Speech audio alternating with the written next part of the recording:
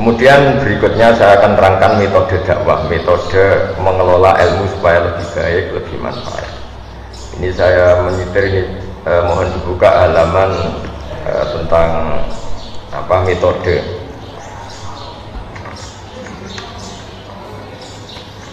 Tentang Sayyidina Umar diprotes sama beberapa sahabat karena beliau cara mimpin itu keras sekali. Kalau Abu Bakar lembut sekali. Jadi sama-sama dua pemimpin besar dalam Islam. Yang Umar itu keras sekali, yang siapa? Abu Bakar lunak sekali. Halaman 25. Ya, ini saya baca halaman 25. Jadi kan Rasulullah SAW kita tahu ketika intaqala ila rafiqil a'la, ketika pindah ke alam itu. Karena tentang Nabi itu gini Pak Rektor, jangan sampai kita yang NU atau yang ahli sunnah wal jamaah itu menamai Nabi itu meninggal. Jadi memang kalau ulama itu aturannya agak jelimet.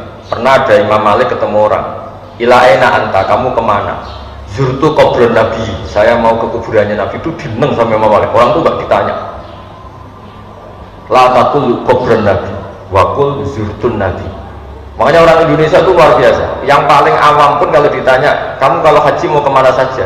Ziarah Kanjeng Nabi. Gak ada yang keterucut bilang ziarah kuburannya. Fa'inan Nabiya hayyun, karena menurut keyakinan kita Nabi itu masih hidup, hanya intikal pindah ke alam barzah. Sehingga orang Indonesia itu luar biasa. Orang paling awam pun kalau ditanya, kamu mau kemana setelah ibadah haji selesai? Mau ziarah Nabi. Gak ada yang menambahi kata kuburan. Itu sudah jadi kultur, sehingga mereka melafalkan meskipun tidak paham ya ngomongnya gitu. Kenapa umrah? Sampai ziarah Kanjeng Nabi. Di brosur juga gitu, ziarah ke Nabi, bukan ke makamnya. Jadi itu kultur kita sampai seperti itu. Ya kita tahu Abu Bakar mengganti Nabi. Abu Bakar itu al-layyin, dia halus sekali. Resiko halus adalah ketika melihat kemungkaran juga tidak berontak. Dan itu masalah, karena ciri utama agama Islam itu nahi mungkar. Sehingga Abu Bakar justru merasa yang mengganti beliau itu harus figur yang mewakili nahi mungkar, karena beliau merasa mewakili amar ma'ruf. Sehingga sahabat itu kaget sekali ketika ditanya, siapa yang menggantikan engkau? Beliau menjawab Umar. Dua figur yang berbeda, perasaannya orang itu nggak akan terlintas Abu Bakar kok memikirkan bahwa penggantinya itu adalah Umar, karena ini dua figur yang sangat kontras. Yang satu sangat lunak, yang satu sangat keras. Tapi kenapa akhirnya Abu Bakar itu minta diganti Umar? Kalau kita hidup di Jogja, di Solo, di kultur yang halus, mungkin senang sama figur kayak Abu Bakar. Tapi misalnya Anda hidup di Kolombia, misalnya di daerah narkoba, di daerah-daerah yang keras, Anda akan butuh kayak Sayyidina Umar. Makanya dalam tarikh itu unik. Nabi pertama kali jadi Nabi, dan yang Islam sudah ada beberapa, di antara yang sudah Islam itu Abu Bakar. Tapi Islam itu diteror oleh orang-orang kafir. Kalau mengaku Islam dijotosi, mengaku Islam disiksa. Sehingga Nabi itu angen-angen, waduh nak sing Islam melunak-lunak ini repot. Suatu saat Nabi jalan-jalan melihat Umar di pasar, dan beliau sedang gulat. Jadi Umar itu preman, jadi kalau gulat itu menangan. Terus kata Nabi, Allahumma aizal Islam di Umar, semoga yang mau Islam yang jenis seperti ini. Betul. Sebagai riwayat ada yang cerita Nabi doa Senin gitu, Kamis sudah Islam. Pertama Islam masuk Umar, Umar masuk apa? Islam. Apa yang dilakukan? Bikin pengumuman. Siapa yang mengganggu Nabi Muhammad SAW akan saya bunuh. Sehingga gentenan orang kafir yang delik, bukan lagi orang Islam yang delik, tapi orang kafir yang sembunyi. Dan awal itu pula dimulai fasdak bimal tu'mar. Artinya apa? Figur kayak Abu Bakar itu belum memenuhi kebutuhan ketika ketemu orang kafir-kafir yang rese tadi. Sama, andai kan semua orang Islam itu lunak, itu nanti kalau ketemu yang harbi, ya tentu yang kita masalahkan itu kafir yang harbi, yang ingin merusak kita, bukan orang kafir yang mau berbaik sama kita. Walhasil singkat cerita, Abu Bakar ini ingin diganti Umar. Karena ada kebatilan-kebatilan yang masif, ada kebatilan-kebatilan yang aktif. Singkat cerita ketika Umar mimpin ditanya sama Abu Bakar, engkau mengganti orang yang sangat lunak sementara engkau sangat keras. Nah, ini yang terus dijawab, ya Abdurrahman, wallahi laqad lintu linnasi hatta khasyitu wa fil lail summa stadadtu alaihim hatta khasyitu wa fi syiddah fa'ilal makhraj. Jadi intinya gini ya, ini saya beri analogi.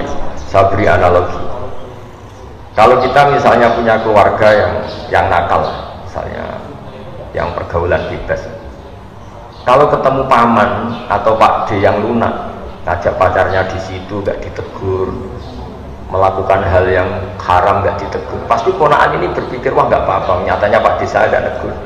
Intinya apa? Kalau terlalu lunak menjadikan keponakan ini yang salah tidak tahu kalau itu salah karena nggak ditegur. Kebalikannya kalau pamannya ini terlalu keras, ponakannya juga nggak pernah main ke sini, jadi ya rapor berdidik, ke situ saja enggak. Jadi akibatnya sama, yang terlalu lunak ya nggak bisa didik karena membiarkan, yang terlalu keras juga nggak bisa didik karena ketemu saja enggak, karena ponakannya pasti ya berani ke situ. Intinya apa? Terlalu lunak ya masalah, terlalu keras ya masalah. Maka kata Sayyidina Umar, ketika aku pakai metode dakwah lunak, saya juga takut dosa.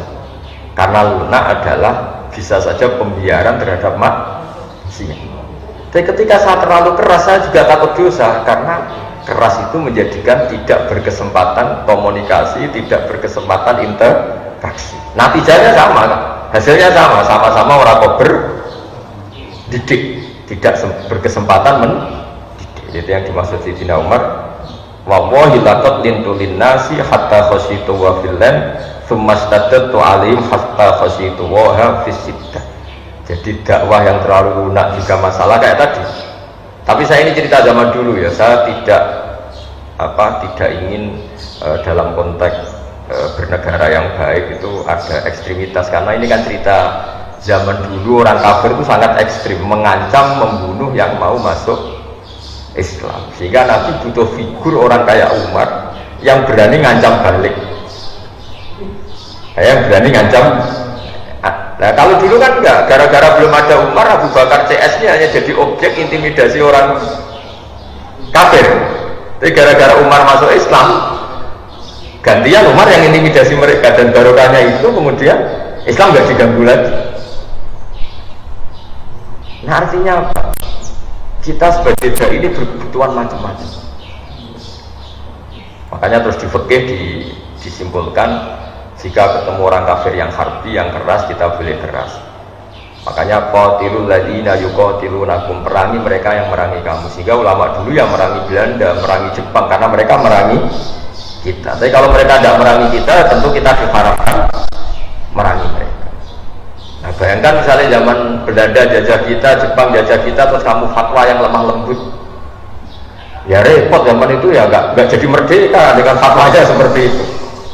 Nah, Islam itu menyediakan itu semua. Ada fatwa saat perang, juga ada fatwa saat negara normal. Kalau ketika negara normal ya fatwanya tentu bil hikmati wal mau'izatil hasanah. Tapi apapun itu sudah saya niati di sesi ngaji ini, saya akan cerita agama ini limangka nayarjuha wal yaumal akhir. Jadi cerita pokok yang ada di hadis sahih adalah ketika Malakul Jibal menawari Rasulullah SAW untuk menghabisi orang-orang kafir Mekah, Nabi ngendikan, tapi saya berharap dari anak turun mereka menjadi mukmin. Ini bapaknya masih kafir. Nabi berharap generasi ini selesai dengan melahirkan orang-orang mukmin. Jadi setelah Abu Jahal itu ya sudah selesai, karena Abu Jahal melahirkan orang namanya Ikrimah. Khalid lebih ngeri lagi. Khalid itu punya bapak namanya Walid. Wah, itu lebih parah lagi. Walid bin Mughirah itu biadab-biadabnya orang Mekah yang paling mengganggu Nabi. Tapi punya anak Khalid bin Walid yang nanti menjadi panglima terbaiknya umat Islam. Wahsy, kayak apa Nabi tidak senangnya sama Wahsy? Karena membunuh ahabban nasi ila Rasulillah. Sampai saking gak senangnya Nabi itu, sudahlah Wahsy, iman kamu saya terima, tapi tolong kalau ketemu saya kamu menghindar. Setiap saya melihat kamu, saya akan ikan pamat saya Sayyid Hamzah. tapi iman kamu sudah saya terima. Sehingga masyhur itu dalam sejarah Wahsy ketika perang Yamamah yang dipimpin Abu Bakar, dia berkeinginan membunuh Musailamah Al-Kadzdzab. Ada yang baca Musailamah Al-Kadzdzab. Kata beliau, kata Wahsy, saya berjanji fakama qataltu ahabban nasi ila Rasulillah saat tulu abghadun nasi ila Rasulillah. Saya bersumpah karena saya pernah berdosa membunuh orang yang paling dicintai Rasulullah, saya akan membunuh orang yang paling dibenci Rasulullah. Itu membunuh Musailamah Al-Kadzdzab yang ngaku sebagai nabi. Artinya apa? Orang yang biadab Wahsy yang bunuh Hamzah sampai seperti itu, gila setelah dibunuh disobek perutnya oleh Hindun, kemudian jantungnya dikunyah, kayak apa? Tapi Hindun akhirnya ya jadi muslimah, Wahsy jadi muslim. Nah kenapa bisa begitu? Karena selalu ada. Nah contoh terakhir, harapan yang tidak kesampaian tapi efeknya bagus. Abdullah bin Ubay bin Salul itu ketua orang munafik. Kayak apa fitnahnya Abdullah sama Rasulullah. Tapi ketika Abdullah bin Ubay itu meninggal, itu anaknya minta supaya Nabi itu ngasih gamisnya, sama Nabi dikasihkan supaya dipakai mengkafani siapa? Abdullah bin Ubay. Dan ini Ra'isul Munafikin. Bahkan setelah Nabi datang di jenazahnya itu, keluarganya minta supaya Nabi itu corong Jawa kan ngidoni, semua visinya disuruh ngidoni bin barokah untuk idoni kan tidak diturutin. Orang tuh heran semua, kayak apa salahnya Abdul bin Ubay bin Salul sama Nabi. Nabi itu tiap jalan satu langkah dua langkah diadang sama Umar. Amata kata ya Rasulullah kalau Ubay kata wa kata, engkau apa enggak ingat kayak apa Ubay menghujat engkau? Engkau apa enggak ingat kayak apa Abdul bin Ubay mencibir engkau, menghina umat Islam? Hati Umar, sudah tanah kayak Umar, kamu minggir saya mau ke sana. Sampai terakhir Nabi mau mensolatkan, sudah tak mau takbir, baru ada ayat turun wala tusolli ala ahadin minhum mata abada wala taqum ala qabr. Terus Nabi gak jadi sholat. Tapi apa yang terjadi? Meskipun Abdul bin Ubay akhirnya Nabi gak boleh sholat, aslama min qaumihi wa ashirati alfu ahli baitin. Karena sikapnya Nabi yang simpatik ini, keluarga Abdul bin Ubay masuk Islam semua. Wong kok sebaik itu, orang kok sebaik itu. Jadi artinya apa? Jangan-jangan orang yang sedang mati karena oplosan, punya ibu yang muslimah, punya keluarga besar yang muslim, sehingga ketika seorang kiai datang ini menjadi simpatik. Pak Yayu Api, ya masih anakku mati ini ya dihormat. Keluarganya Abdul bin Ubay gitu, wong kok api kayak Muhammad, dan ya diangkar mereka masih munafik. Akhirnya mereka masuk Islam semua. Gara-gara melihat berkat Rasulullah SAW betapa halusnya, dan itu menjadi manhaj kita. Jadi di NU itu ditonggo fasik, terkenal koruptor, terkenal macam-macam, diundang-undangan ya teko. Itu bukan menghormati orang fasik. Wah ini berarti melegitimasi kefasikan. Jadi udah orang fasik kok datang. Sebetulnya itu mendatangi sebuah harapan, mendatangi sebuah